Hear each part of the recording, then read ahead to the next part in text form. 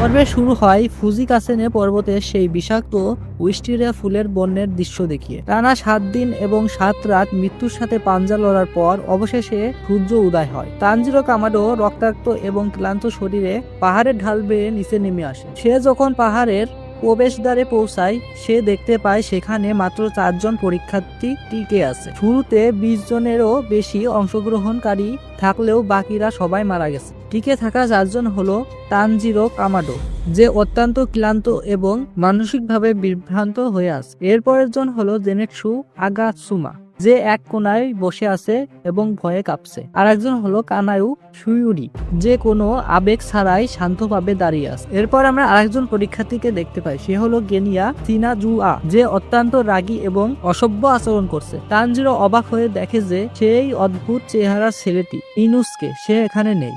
আসলে সে পরীক্ষা শেষে আগেই পাহাড় থেকে নেমে গিয়েছিল। এরপর আমরা দেখতে পাই উবুয়াসুকি পরিবারের 2 যমজ মেয়ে সবার সামনে উপস্থিত হয়। তারা ঘোষণা করে যে আজ থেকে 4 জন ডেমন স্লেয়ার কর্পোরেশনের অফিসিয়াল সদস্য এবং তাদের র্যাঙ্ক হবে মিজুনোতো। এটা সবচেয়ে নিচের স্তরের র্যাঙ্ক। তারা আরো জানায় প্রত্যেক সদস্যকে একটি বিশেষ ইউনিফর্ম এবং একটি যোগাযোগের জন্য পাখি দেওয়া হবে। ঠিক তখনই গেনিয়া মেজাজ হারিয়ে ফেলে। সে সাদা চুলের মেয়েটির চুল মুঠো করে ধরে এবং চিৎকার করে বলতে থাকে যে তার কোনো র্যাঙ্ক বা পাখির দরকার নেই, তাকে এখন সেই তলোয়ার দিতে হবে যা দিয়ে ডেমনদের মারা যায়। তানজিরো এই অন্যায় সহ্য করতে না পেরে গেনিয়ার কবজি শক্ত করে চেপে ধরে এবং তাকে শাসিয়ে দেয়। তানজিরোর প্রচন্ড শক্তির কাছে গেনিয়া নত স্বীকার করতে বাধ্য হয় এবং মেয়েটিকে ছেড়ে দেয়। এরপর তাদের প্রত্যেকের একটি করে কাসুকাই কাক দেওয়া হয়, যারা মূলত সদর দপ্তর থেকে মিশনের খবর বয়ে আনবে। তবে জেনুসু কাকের বদলে একটি ছোট চড়ুই পাখি পায়, যা দেখে সে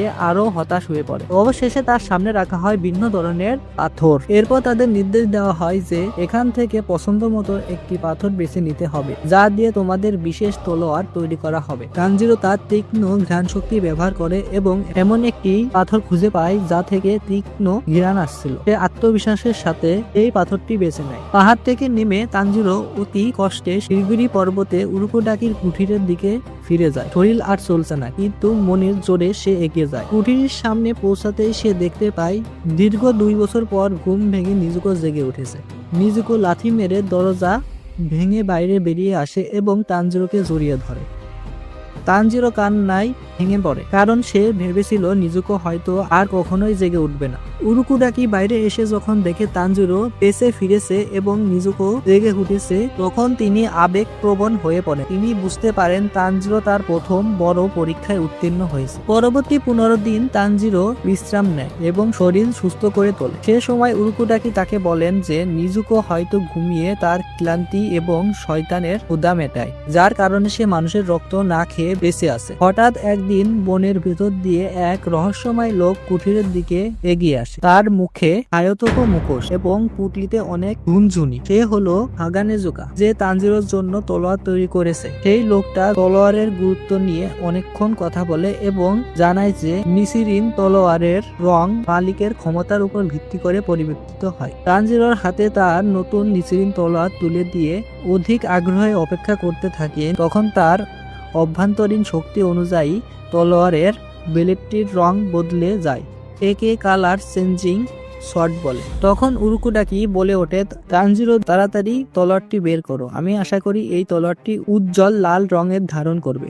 তানজিরো ধীরে ধীরে তলোয়ারটি খাপ থেকে বের করে সামনে ধরে। মুহূর্তের মধ্যেই রূপালী রঙের ব্লেডটি ধীরে ধীরে কালো হতে শুরু করে এবং শেষ পর্যন্ত একদম কুচকুচে কালো হয়ে যায়।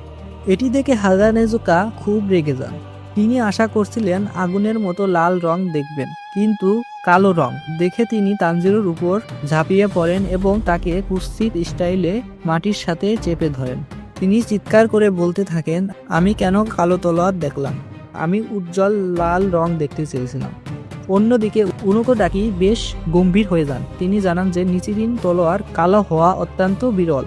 ইতিহাসে দেখা গেছে যে সকল যোদ্ধাদের তলোয়ার কালো হয়েছে তারা খুব একটা বেশি দিন টিকে থাকতে পারেনি বা তাদের ক্ষমতা সম্পর্কে সঠিক তথ্য পাওয়া যায়নি।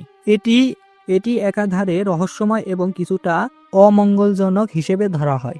তলোয়ার নিয়ে এই হইচইয়ের মাঝেই হঠাৎ জানালা দিয়ে তানজিরোর সেই কাশুগায় কাক উড়ে আসে। এটি কেবল একটি পাখি নয়, এটি মানুষের ভাষায় কথা বলতে পারে। কাকটি চিৎকার করে তার প্রথম মিশনের ঘোষণা দেয়। কাক বলে, তানজিরো তৈরি হও, উত্তর পশ্চিম গ্রামে যাও, সেখানে রহস্যময়ভাবে তরুণী মেয়েরা নিখোঁজ হয়ে যাচ্ছে। রাত হলেই তারা গায়েব হয়ে যায়, জলদি যাও, শয়তানদের সন্ধান করো এবং তাদের হত্যা করো। এটি শোনার পর তানজিরের মধ্যে এক অদ্ভুত শিহরণ কাজ করে। এটি তার প্রথম অফিসিয়াল দায়িত্ব একজন ডেমন স্লেয়ার হিসেবে। এভাবেই শেষ হয় এপিসোড 5 এবং শুরু হয় তানজিরের প্রথম আসল লড়াই।